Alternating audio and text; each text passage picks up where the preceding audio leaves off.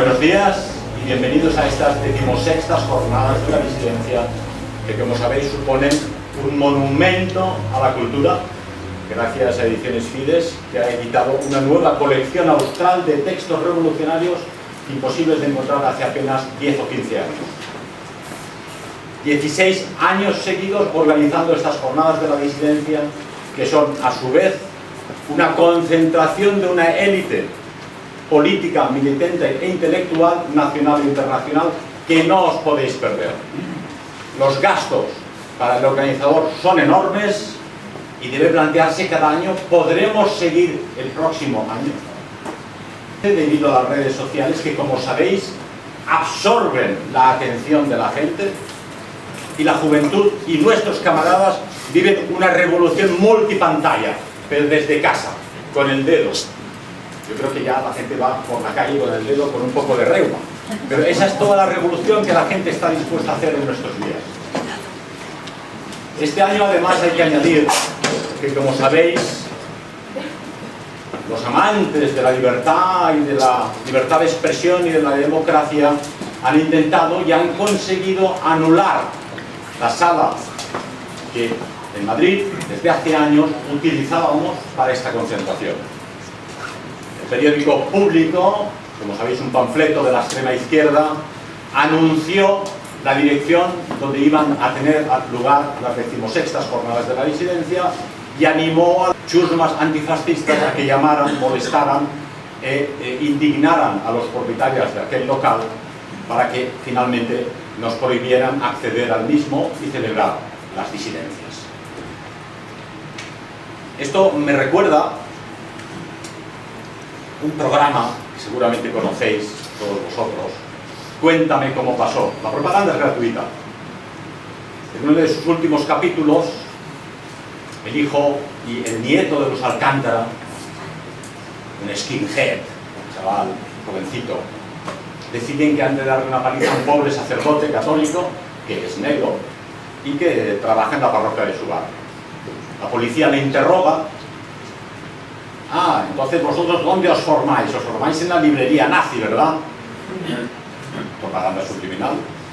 En la librería esa que se llama Librería Varela, con apellido. No dicen Librería Europa porque se pondrían en un brete con la justicia, podrían ser denunciados, pero es evidente que la propaganda de atrocidades contra Pedro Varela está dictada desde altas esferas para que los guionistas de Cuéntame cómo pasó tengan una influencia sobre el público e incluso, ¿por qué no?, ante los fiscales y jueces que han de llevar nuestros procesos en el futuro.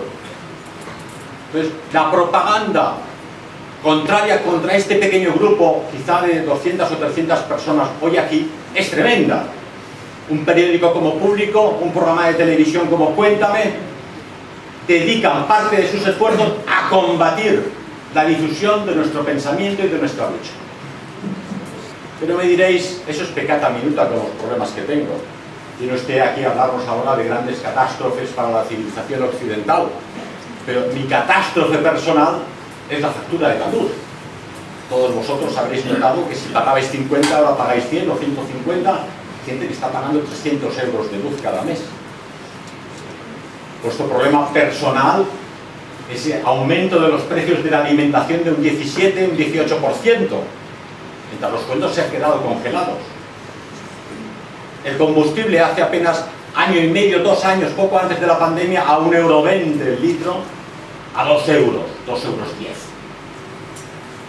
Esa es la real catástrofe de los españoles hoy en día, y no lo que pasa en el mundo, lo que pasa en Ucrania o lo que pasa a nivel internacional. Esos problemas domésticos que cada uno de vosotros sufre, y sufren realmente, a los que no podéis hacer frente con los exiguos sueldos que se nos pagan, son solamente el reflejo de un hundimiento progresivo de la civilización occidental que también podéis comprobar en vuestra vida privada constantemente. Por ejemplo, todos vosotros veis en las calles el fruto de la inmigración ilegal masiva. esta inmigración ilegal masiva no solo no es evitada, sino que es querida, es promovida para que lleguen a nuestras calles. La Vanguardia la semana pasada anunciaba en primera línea: Europa necesita 60 millones de inmigrantes de África. ¿Han preguntado a alguno de los españoles si deseamos ese destino? ¿Han propuesto una solución diferente a ese destino? Porque simultáneamente el sistema, la propaganda, la educación y el gobierno promueven que las españolas no tengan niños. Los bebés contaminan, calentamiento climático. Igual que las flatulencias de las vacas, no podréis comer carne porque las vacas se tiran peditos. Y las mamás no pueden tener bebés, los europeos, los occidentales. De ahí que deban ser sustituidos por 60 millones de africanos. Es evidente que esto no es casual. Se promueve simultáneamente a la no natalidad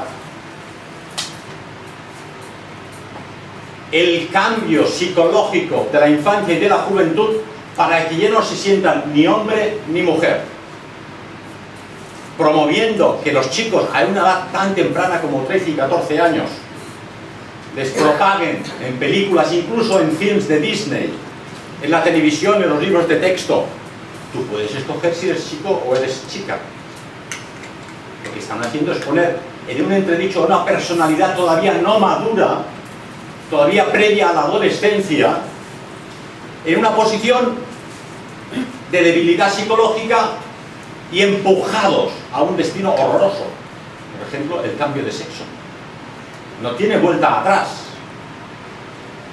Si hiciéramos caso a los chicos de 12 y 13 años, lo que quieren ser en el futuro, el mundo estaría lleno de bomberos y de policías.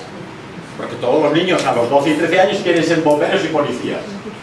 Pero ahora les hacen caso si después de ver una película Disney, o los libros de texto, o con una profesora militante de la extrema izquierda, deciden que quieren cambiar de sexo y ser transgénero.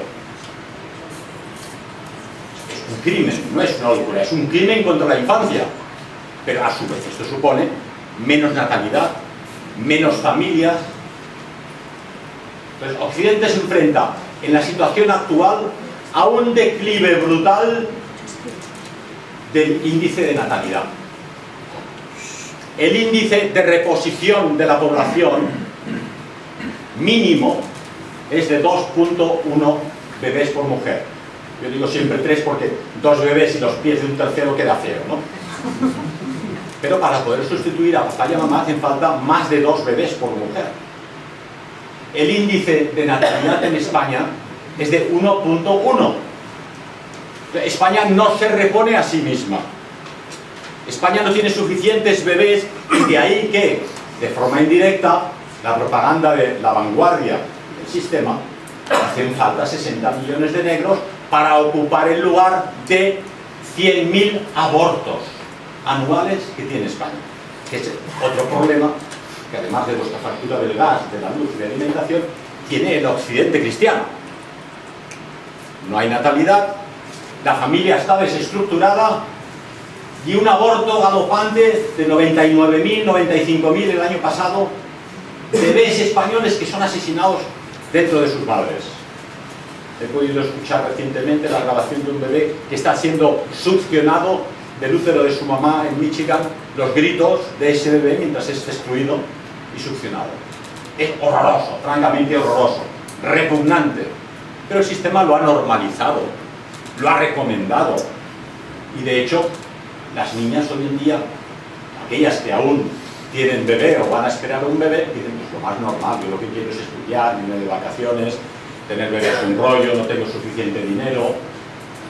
Llegan a ese trance del asesinato de su propia criatura, y el sistema ya intenta por todos los medios, incluso en la nueva ley del Partido Socialista actual, esos 3 días de reflexión que dan a la chica para que se lo piense bien, han sido anulados, para que no tenga tiempo de decir: quiero abortar, piénseselo 3 días y luego vuelve. No, ahora ya es directo, sin permiso de los padres y sin explicarles nada sobre la belleza de la maternidad.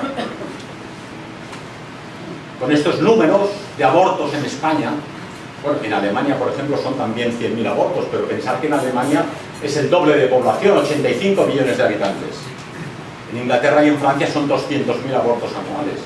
Es decir, cada año un país del tamaño de Escandinavia, Dinamarca, Suecia, Noruega, desaparecen succionados por estas máquinas de los abortorios. Es un auténtico holocausto, un genocidio del hombre blanco europeo cristiano.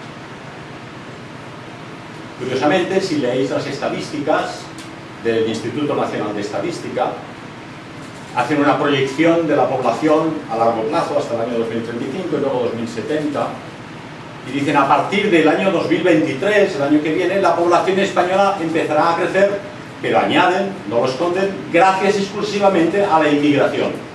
Y esta inmigración irá creciendo hasta que por fin suponga un 40% de la población española. Para los próximos años, vosotros seréis solo un 60% de la población de este país. Un 60%. Mayores. La media en esta sala es de 40 años. Dentro de poco tendréis 60. Una población de un 60% del país de gente mayor. Y una población joven, fuerte, sana. Vas por la calle en Madrid o Barcelona y ves chicos negros, guapos, altos, fornidos, que miden 1,90. No todos, como en todos los países, en todas las culturas, pero evidentemente van a ser los dueños de la situación y los dueños del país. Y dicen, claro, es que ellos os van a pagar las pensiones, por favor. Por favor. Personas humildes que vienen de países todavía más humildes, sin formación académica prácticamente nunca, sin conocimiento apenas del idioma. Muchos de ellos, según informaba recientemente un comisario en Valencia, estos ferries que nos vienen a Barcelona y Madrid desde Mallorca, de los argelinos que llegan, en buena parte ellos confiesan que son expresidiarios. Los países del tercer mundo están enviando a España y a Europa expresidiarios. Yo también les entiendo. Si soy un delincuente en Marruecos o en Argelia, prefiero acabar en una cárcel en Europa que en una de aquellas que ellos tienen. Luego se produce el aumento de violaciones por la calle en las ciudades españolas, incluida Valencia. En lo que va de semestre del 2022, un 61% más de violaciones. Milagrosamente, ¿por qué? Los españoles es gente pacífica. Casi todos tienen pareja, novia, familia. El que no la tiene una cultura de respeto hacia la mujer, cosa que no ocurre con estos inmigrantes que, como veis y comprobáis en las fotografías y en la documentación, no vienen abuelas, ni niños, ni las tías, no vienen familias huyendo de una guerra. Son chicos jóvenes y fuertes y sanos. Así pues, es una inmigración económica que va a producir, sin lugar a dudas, que estos inmigrantes van a buscar pareja en Europa, van a buscar pareja en España, y si las españolas no se deciden a formar pareja, ocurre lo que está ocurriendo, ¿verdad? Eso es un problema tremendo, donde todos los demás problemas de las facturas de la luz, del gas, de la alimentación, políticos, a quién votáis y dejáis de votar, carecen prácticamente de sentido, porque son problemas esenciales. Explicábamos hoy en el desayuno con unos amigos que son siempre optimistas. Decía, ciertamente Europa ha padecido crisis tremendas a lo largo de su historia. Pensar, por ejemplo, el hundimiento de Roma en el 411, con los ostrogodos pegando gritos y prendiendo fuego a Roma. Aquello fue tremendo, ¿eh? Entramos, según dicen, en una edad oscura, la Edad Media primitiva. O la entrada del mundo musulmán en la península ibérica, en las Españas. 8 siglos de combate para echarlos, ¿verdad? O los hunos, la gente de Atila invadiendo Europa Oriental, donde los caballeros de las órdenes teutónicas debían combatir para mantener las fronteras. La batalla de Lepanto, el príncipe Eugenio en las puertas de Viena. Al final siempre se trata de defender la civilización cristiana occidental, que hasta el día de hoy ha permanecido en pie. Pero la cosa está cambiando. Estamos envejeciendo y las hordas, no voy a llamarlos hordas porque luego tienes problemas jurídicos, las personas de otros continentes llegan a Europa de forma legal, ilegal, pero con las puertas abiertas. Nuestros propios gobiernos, nuestros propios partidos políticos, la ideología dominante, abren las puertas. de cara a la televisión, de cara al público, y dicen, hay que controlarlo, vamos a ver cómo lo hacemos. La extrema izquierda militante del tipo Podemos dice, lo que hay que hacer es legalizar a todos los inmigrantes para que en las estadísticas no surja que los violadores son en su mayoría inmigrantes. Si son españoles, pues ya no son inmigrantes. El futuro pues puede hasta funcionar, pero no, eso no cambia la realidad. Otro problema brutal de este occidente en decadencia es el abandono del campo. He oído recientemente, durante mucho tiempo, la España vacía. España está vacía. Solo tienes que coger el coche, ir a Burgos, ir a Teruel, ir a Asturias, ir a León. Son provincias vacías prácticamente. Ayer cenaba con una persona de Galicia que vive en un pueblo de 5 habitantes. 5 habitantes. ¿Cuánto puede durar? ¿Qué edad tiene la población de esa aldea en Galicia? La media del campesinado, de los agricultores españoles, hoy es de 61,4 años. 61,4 años. En 4 años estos campesinos se jubilan. Y ellos afirman, cuando se les entrevista, mis hijos no quieren vivir del campo. Huyen a la ciudad, a la gran ciudad, atraídos por ese parque turístico de discotecas, de tiendas de lujo, la moda, pero en el fondo es una cárcel con cadenas de oro, es una trampa mortal. Porque el día de la crisis que llegará, en el campo, el joven español que vive de sus vacas, de sus huevos, de sus lechugas, de su trigo, del maíz, es un señor. Es señor de su tierra, señor de su casa, señor del campo, que ve el sol y las estrellas cada día, que sobrevivirá a cualquier crisis. Cosa que no será así en una gran ciudad. Y sobre todo, la población se deshumaniza. En el pueblo tienes vecinos que conoces, tienes amigos, gente que te ayuda. Conoces el nombre y el apellido de cada uno de ellos, las historias familiares, si estuvieron en el bando republicano o en el bando nacional, de qué viven, cuáles se fueron a América, cuáles fueron a Argentina, quiénes volvieron. Y tú cada día te levantas, respiras aire fresco y ves el cielo, oyes cantar a los pájaros. ¿Qué escuchas en la ciudad? El ruido repetitivo de la música en las tiendas, el ruido repetitivo en la televisión, los anuncios comerciales, porque es muy importante que el ser humano no se encuentre consigo mismo, que no se escuche su espíritu. En el campo puedes escuchar tu corazón, puedes hacerte preguntas, ¿de dónde vengo? ¿A dónde voy? ¿Qué hago en este mundo? En la ciudad no puedes. De hecho, escuchaba recientemente a alguien del campo de Sobrarbe, en Huesca, que es una de las comarcas más abandonadas de España. ¿Sabe por qué no viene la gente a los pueblos? Porque tienen miedo a la soledad. El pueblo está solo, con muy poca gente. Hace falta una gran fuerza espiritual, una fuerza de corazón, para decir, yo aquí estoy solo, con mi futuro, con mi presente, con mi familia, así la tengo, y mis fuerzas para poder producir algo. ¿Cuál ha sido el cambio? Hace solo 60 años, 50 años, la gente tenía para vivir en el campo y en los pueblos. Tenían la comida, tenían los huevos, las lechugas, pero no circulaba el dinero. Tenían lo suficiente para vivir, pero el dinero, ¿para qué? No hay tiendas, no está el Corte Inglés, no está Netflix, no hay nada aquí para comprar, pero vivían de lo que tenían.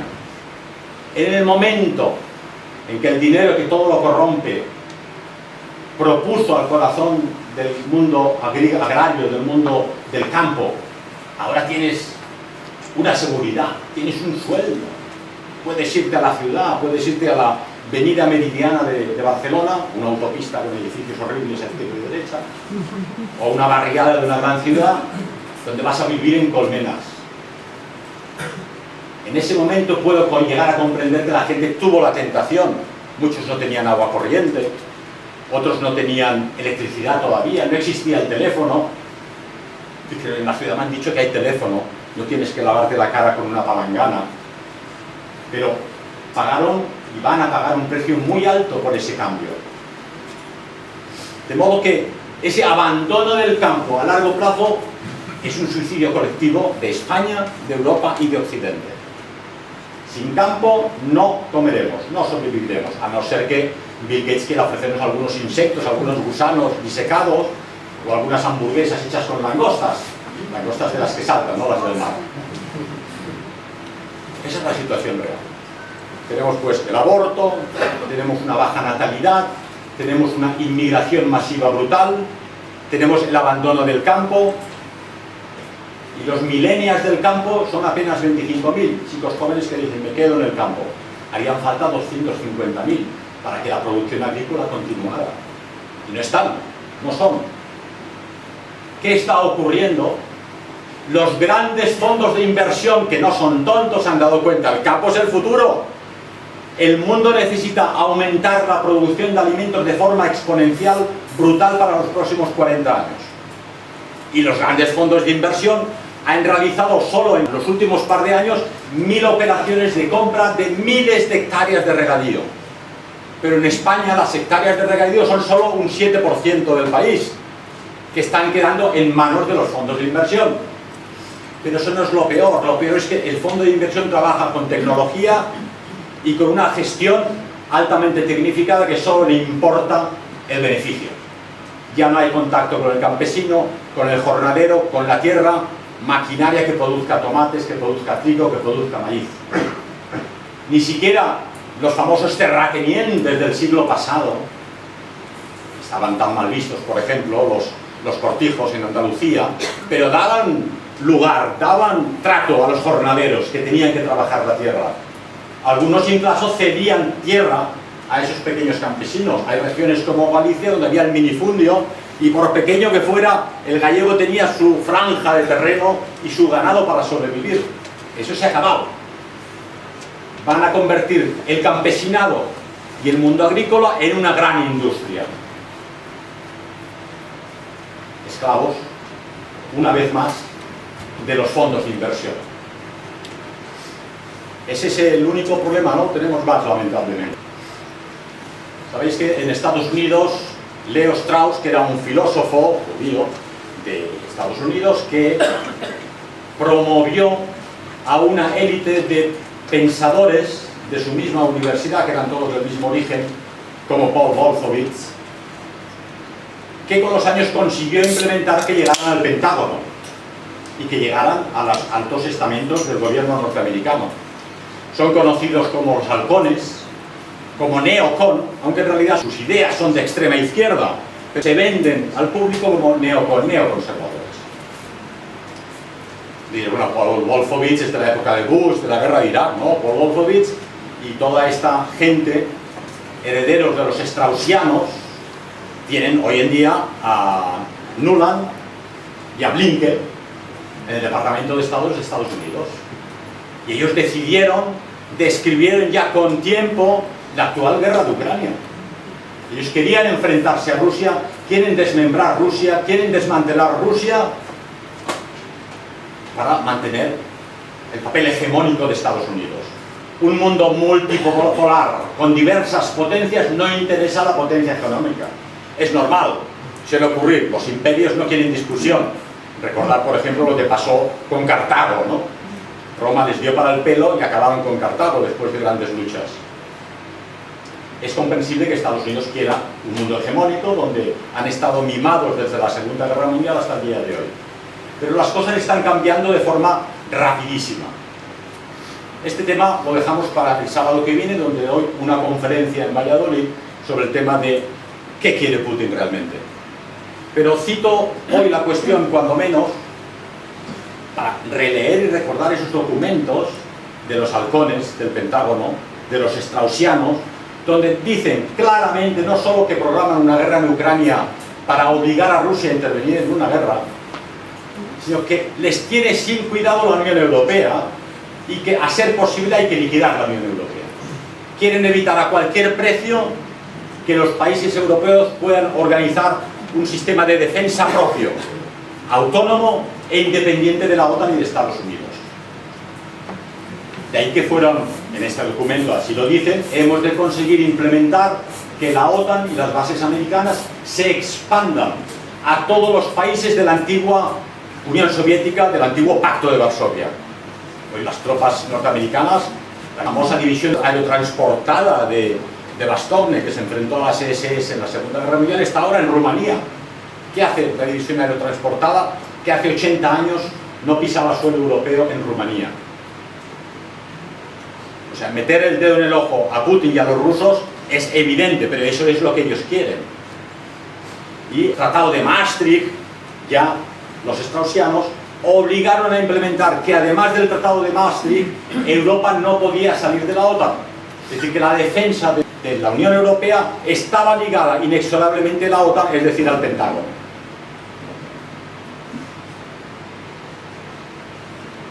Describen, y así lo afirman, la desindustrialización de Europa. ¿Os acordáis del famoso plan Morgenthau de 1943-44?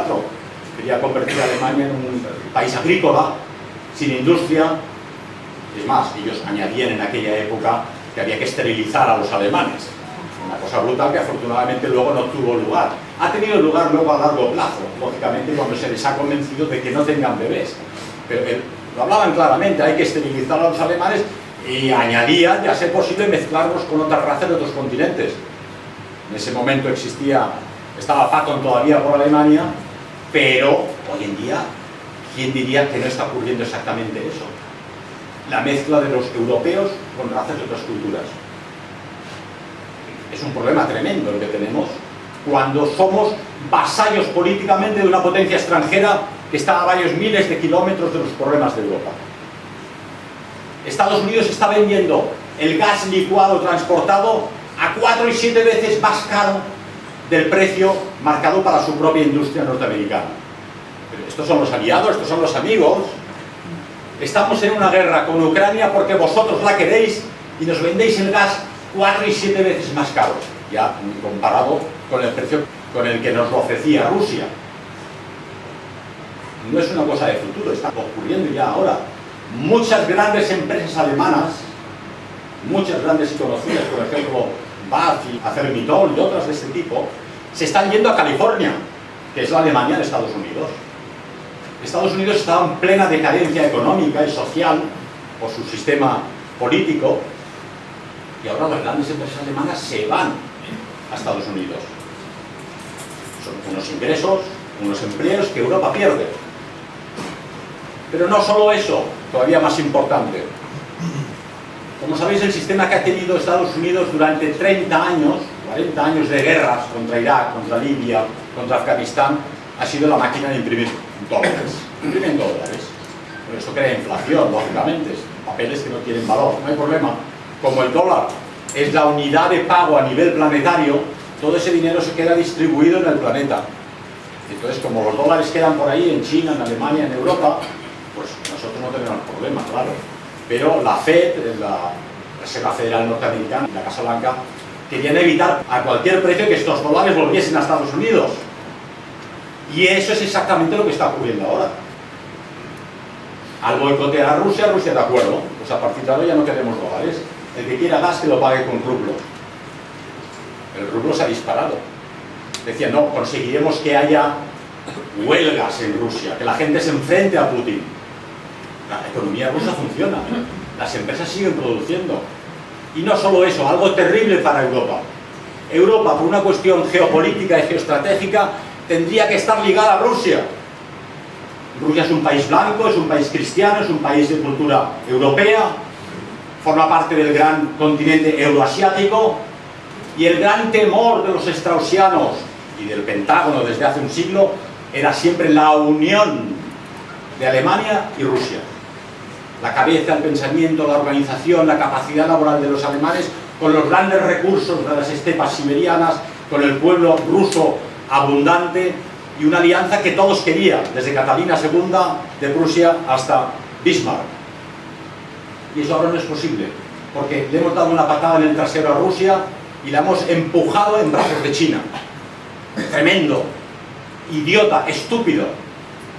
Pero los dirigentes europeos son todos ellos vasallos de las decisiones de Estados Unidos.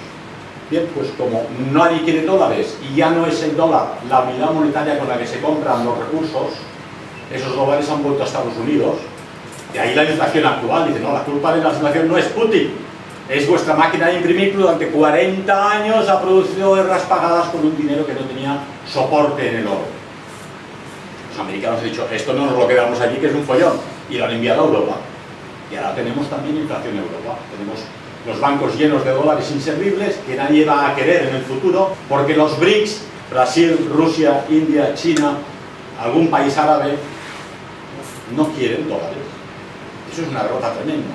De ahí que dentro del pesimismo de la situación, dentro de la Agenda 2030, dentro de los planes de los globalistas, podemos hablar de una situación caótica e imprevisible. Nadie sabe cómo va a acabar. Podéis estar seguros que los globalistas, los straussianos de Norteamérica, no tenían previsto o no querían que el dólar dejara de ser la unidad de pago monetario internacional para las commodities. Tampoco tenían previsto que Rusia se uniera con Irán y con China y con otros países del tercer mundo. Estos BRICS suponen ya el 30% de la potencia económica del mundo. No es la mayoría, pero no es poco. Y una mayoría de la masa de población del planeta. Es otro problema que vamos a tener en Europa y en Occidente, porque Ucrania no es más que el campo de batalla. Pero cuando hablan la guerra de Putin, la guerra de Ucrania, falso, manipulación informática. Es la guerra de Estados Unidos contra Rusia, que tiene lugar en Ucrania, donde los pobres ucranianos solo son la carne de cañón y donde los tontos europeos pagan la factura. Esa es la situación y no otra. De ahí que siempre que expliquéis a la gente el tema, decís eso, una guerra del Pentágono de Estados Unidos contra Rusia como potencia económicamente débil. Pensar que la economía rusa viene a ser del tamaño de la italiana, algo más que la española, pero una antigua potencia militar y sobre todo un pueblo inmenso.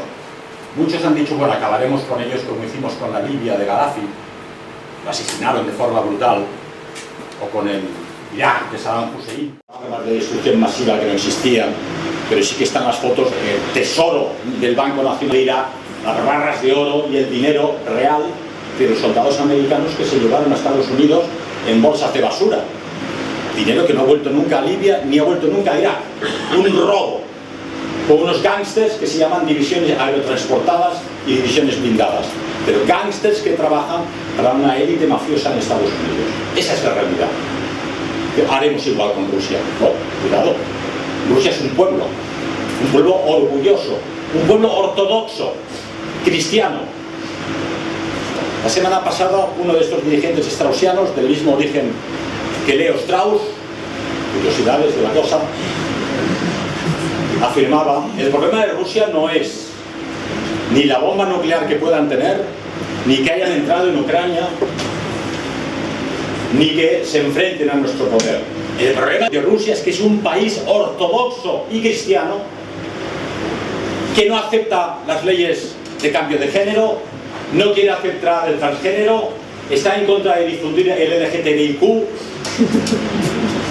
quiere impedir el aborto, que durante más de medio siglo la Unión Soviética estuvo promoviendo para que las chicas rusas tengan bebés nuevamente. Es decir, al final se trata de una cuestión ideológica. Quieren destruir Rusia porque se enfrenta al programa de destrucción de la cristiandad que tienen los globalistas y los straussianos. Por lo menos han sido sinceros. Rusia nos molesta porque cuando decimos A y por aquí, ellos dicen B y por aquí. Quieren volver a la familia, a la tradición y a la patria. Justamente lo que no hay que hacer. Estamos destruyendo la familia, la tradición y la patria. Los problemas son tremendos, los problemas son inmensos. Para una generación joven, que otro problema en España. Son educados de forma blandengue. Creo que era Pérez Reverte en un artículo, en una entrevista, que decía que la gente ahora sale de la UA con un 8, les ponen un 8 por norma a todos con un 8, para que nadie se sienta humillado, que no tenga complejo de inferioridad. Hay que aprobarlos a todos. Es decir, se premia la vagancia y no al hombre brillante.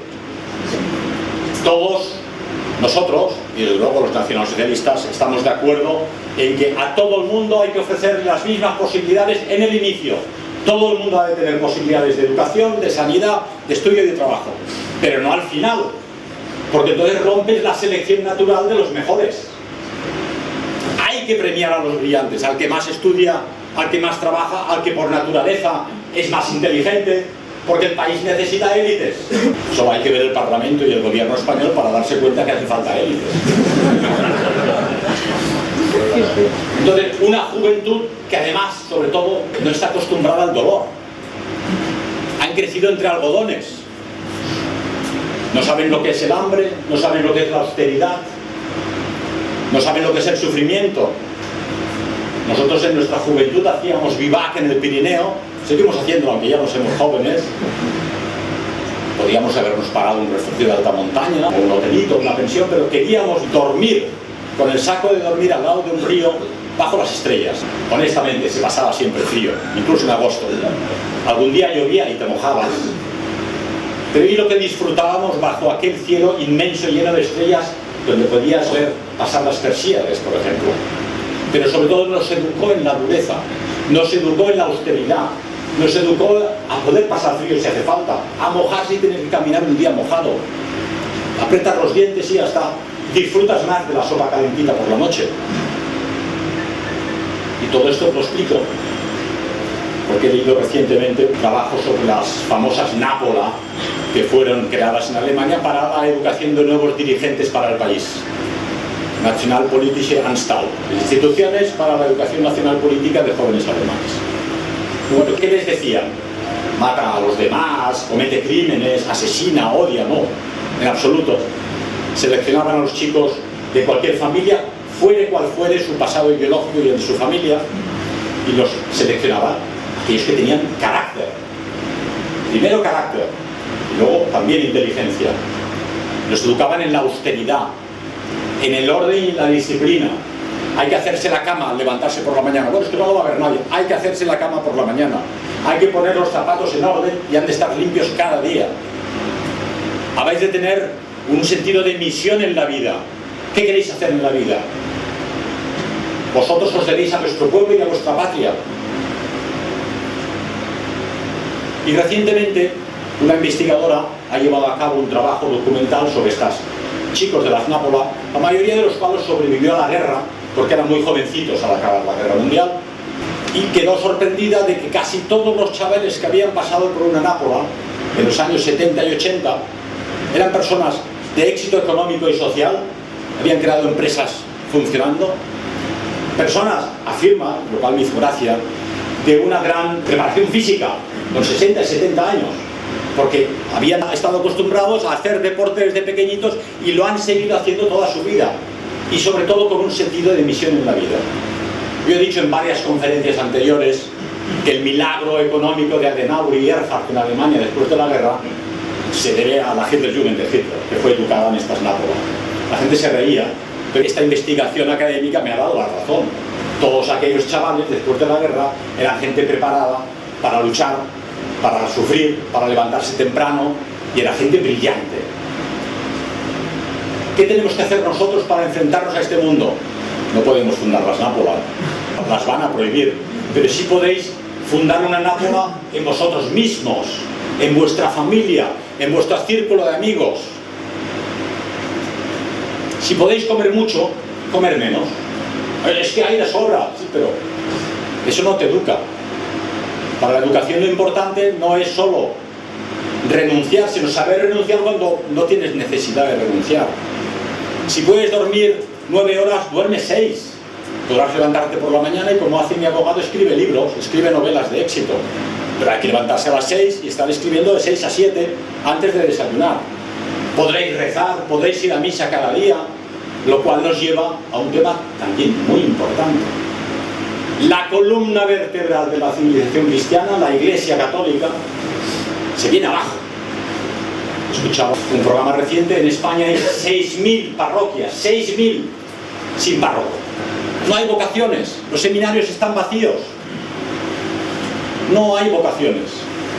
Cada mes se cierra un monasterio, un convento o una abadía, una al mes, así año tras año.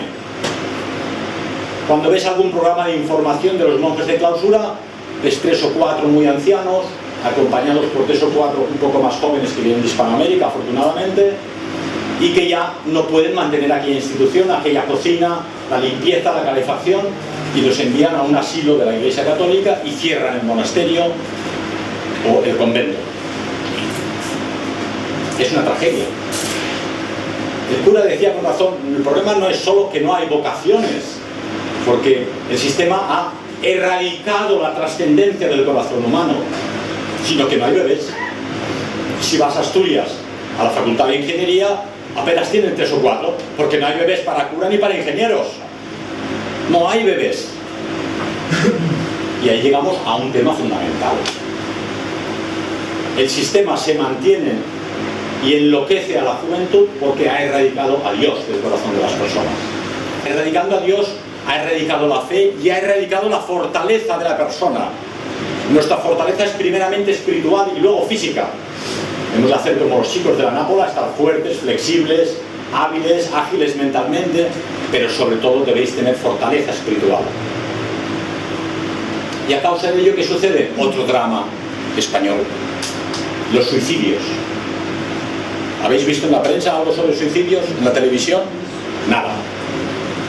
Pero es la primera causa de muerte en España no natural. La primera causa. Se suicidan 11 personas cada día en España. 11 personas que deciden, prefieren morir que vivir. En la época de mayor comodidad, de mayor avance tecnológico, la gente prefiere morir que vivir, que disfrutar, que luchar, que observar, que fundar familias.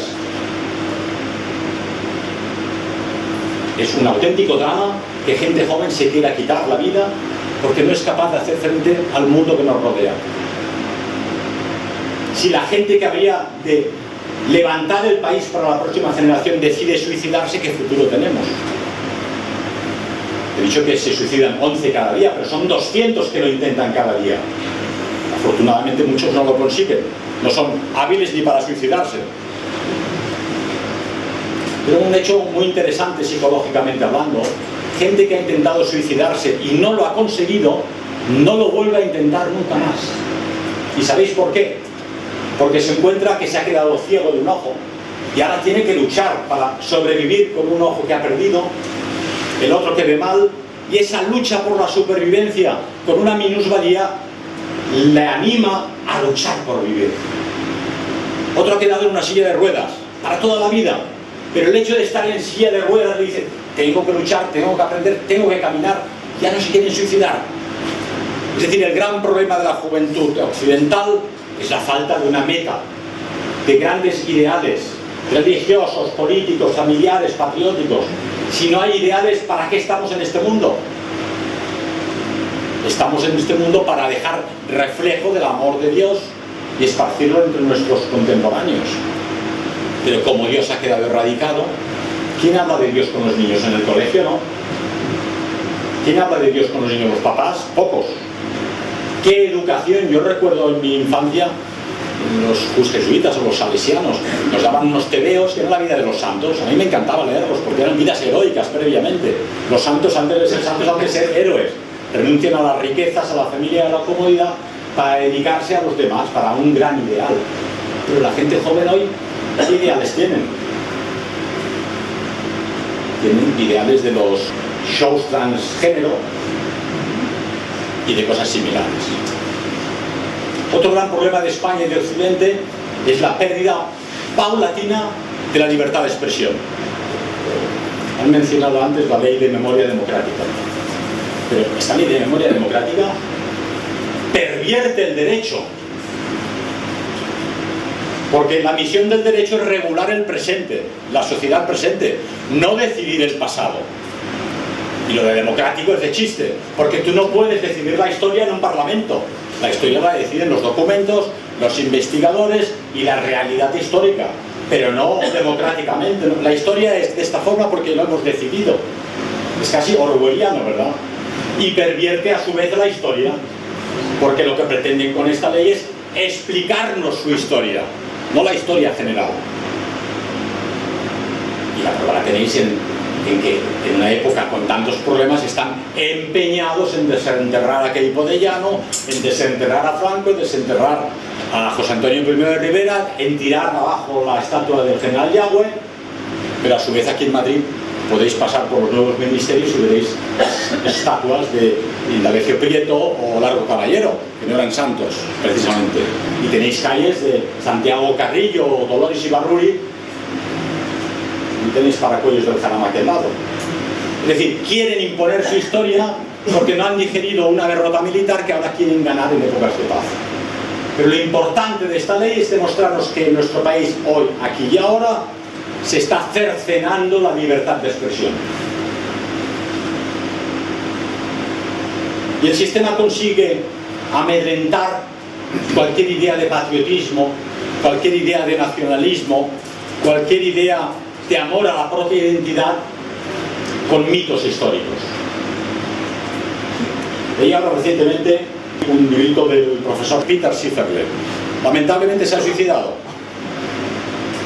pero comprendo que después de escribir lo que escribió quizá no le quedaba otro remedio. Él decía: la diferencia entre una verdad histórica y un mito es que el mito no es discutible, no es debatible. Él es alemán y en Alemania concretamente, como sabéis, toda la cuestión de lo que ocurrió o no ocurrió o pudo haber ocurrido en Auschwitz no es debatible, no es discutible. Y en base a esa cuestión, cualquier alemán que pretende defender la propia identidad es sospechoso de Auschwitz. Cualquier alemán que dice: señores, hemos de ayudar a los inmigrantes necesitados, si podemos y si nos sobra, en su país de origen, pero traerlos aquí no es la solución. Usted quiere identidad étnica, por lo tanto es lo que quería Hitler, por lo tanto usted está fomentando Auschwitz otra vez. Digo, no, oiga, yo lo que digo es que hay que ayudarles en su país, pero si los traemos aquí según de Alemania. Entonces es una especie de espada de Damocles que está encima de todo alemán para que cualquier posible resistencia a la invasión cultural y étnica del país no tenga lugar.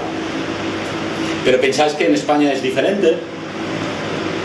Ni siquiera vuestra presidenta del gobierno de Madrid se ha atrevido a declarar el Valle de los Caídos monumento cultural para defenderlo y evitar su posible demolición. A pesar que parece ser que tiene pasado falangista, ¿no? ¿Por qué? Porque tiene una espada de Damocles, que es Franco, es el franquismo, es la guerra civil, es la falange, es los 40 años de dictadura. Cualquier idea de defender algo bueno que hiciera aquel régimen, eres sospechoso de los fusilados por Queipo de Llano, o eres sospechoso de querer bombardear nuevamente Barcelona, ¿verdad? Entonces, como veis, esta dictadura contra la libertad de expresión existe no solo en Alemania, existe también aquí. Y esta ley de memoria histórica y de cancelación de la cultura blanca se lleva a cabo en todos los países occidentales. Habéis vivido el año pasado en Estados Unidos cómo se iban derrumbando, quemando, destruyendo las esculturas o los monumentos a antiguos generales de la Confederación, de la Guerra Civil Americana, que para los estados del sur eran sus héroes. La extrema izquierda no ha parado hasta que 2 siglos después han conseguido derribar las estatuas de los generales confederados. ¿Qué hacemos en España derribando la estatua de Yagüe 80 años después de la Guerra Civil? Solo demuestra el odio de la parte contraria, que no quiere aceptar pues las viviendas gratuitas y las viviendas civiles y baratas que hizo para la población en general. La situación es la que es. Nos enfrentamos a una crisis económica importante, a una recesión que va a ser profunda y donde es posible que en invierno alguna familia no pueda calentar su casa como desearía. Hay que ir apagando luces, bajando la temperatura. Y todo por defender los designios de una potencia extranjera, porque nuestros políticos, nuestros gobiernos son vasallos de aquella potencia. Hemos de liberarnos de las injerencias extranjeras y de las potencias extranjeras y de sus designios. Pero para ello es necesario, primero, que sobrevivamos, porque lo que vemos en el futuro es que Occidente se suicida y que no vamos a sobrevivir si no hacemos algo para evitarlo. Y la meta, lo he dicho ya antes, hay que volver a Dios, la familia, la religión y la patria. Habéis de fortaleceros con la fe inquebrantable de que tenemos un futuro y de que en todos los momentos difíciles de la vida de Occidente al final siempre la resistencia a ultranza nos ha posibilitado seguir viviendo.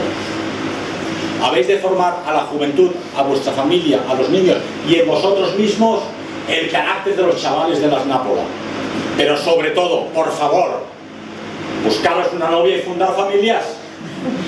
Fundar familias es trabajo, el sistema no quiere que lo hagáis, y tener niños.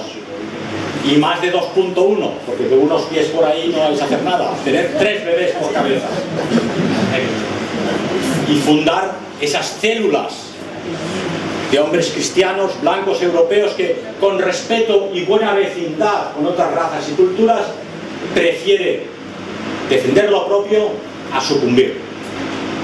El sistema ha promovido hasta tal punto la decadencia y la degeneración moral de nuestros pueblos y nuestras naciones, que ya hoy uno empieza a pensar si no están organizando una nueva Sodoma y Gomorra.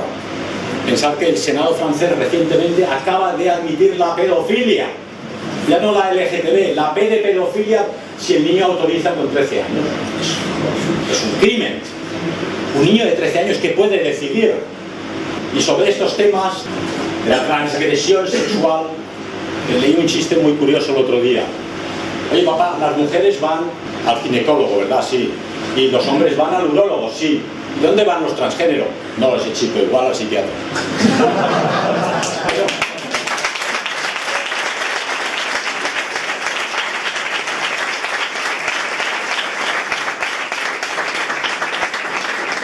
Esto lógicamente es un chiste, ¿no? Porque si no me van a poner un pleito los transgéneros. El humor es lo que es. Pero esa es la realidad biológica. En la fecundación se producen unos gametos XX y unos gametos XY. Tú te puedes sentir lo que te dé la gana, pero la biología dice o eres hombre o eres mujer, o al urólogo o al ginecólogo. No puede ser posible. Entonces ese deseo de contravenir la creación, de contravenir la naturaleza, de contravenir las leyes de Dios, tiene una misión importante que la gente no detecta. Y es discutir los 10 mandamientos de la ley de Dios. Si tú transgredes los mandamientos de la ley de Dios y transgredes la doctrina de la Iglesia Católica, lo que estás haciendo es que estás prohibiendo la Iglesia Católica. Todavía no han cerrado la puerta del Vaticano, pero la doctrina tradicional católica ya está prohibida. Porque si promueves lo que ordenan los mandamientos de la ley de Dios, estás contra la ley, estás fuera de la ley. Claro, sí es importante hasta qué punto nuestra resistencia ha de ser no solo política, ideológica y humana, sino también familiar, étnica y religiosa. Escuchaba el otro día por curiosidad a Kiko Argüello, no lo conoceréis, es en los años 80 famoso porque fundó Camino Catumenal. No los conozco, no he tenido contacto con ellos, pero dijo alguna cosa que era muy graciosa. Dice, en el paraíso, el diablo dijo, probar de la manzana prohibida, seréis como Dios, 3 palabras solo, seréis como Dios. Bueno, pues voy a ser como Dios, me parece interesante, ¿no? Y eso tentó al hombre a caer y a estar como estamos hasta el día de hoy. Pero decía Kiko Argüello con razón, dice, pero Cristo vino a decirnos, viviréis eternamente, hacerme caso y viviréis eternamente, porque Él con su holocausto en la cruz pagó la factura por nosotros, ha pagado la factura del pecado original. Es un regalo tremendo. Claro, pero para ello tenéis que tener la fe necesaria de que vuestro paso por este mundo y por esta tierra es esporádica, es corta, es pequeña, y lo importante es la salvación. Eso no quiere renunciar a vuestra familia, a vuestra patria, a vuestro país y a este mundo y a los deberes que tenéis encomendados aquí. Porque si el Todopoderoso os ha dado un cuerpo, un alma, una familia y una nación que no habéis escogido, estáis destinados a esta nación.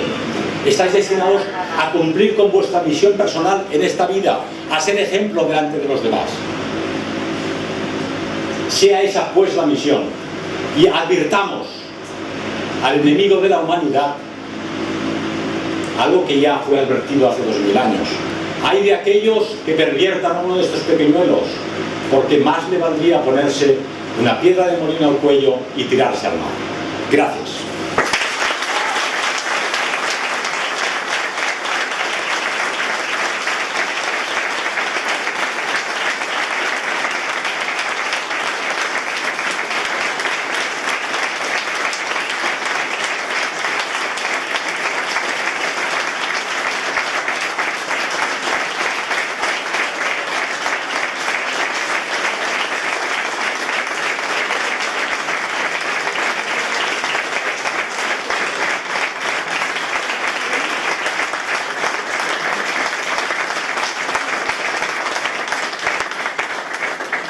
El lunes próximo, el sábado que viene, tengo conferencia en Valladolid, como he dicho, sobre qué quiere Putin.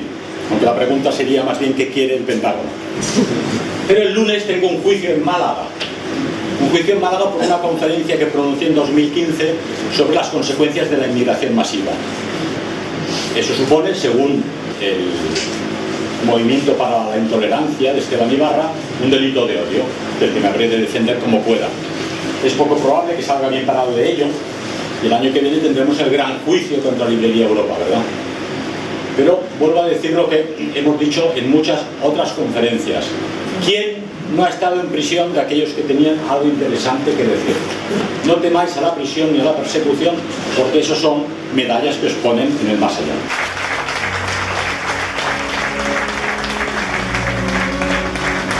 No quiero dejar de recomendaros este librito pequeñito, fácil de leer, Finis Germania. Todo lo que dice este hombre, que se suicidó acto seguido porque no tenía probablemente otra salida, puede aplicarse perfectamente a España, Finis Hispania y Finis Europa.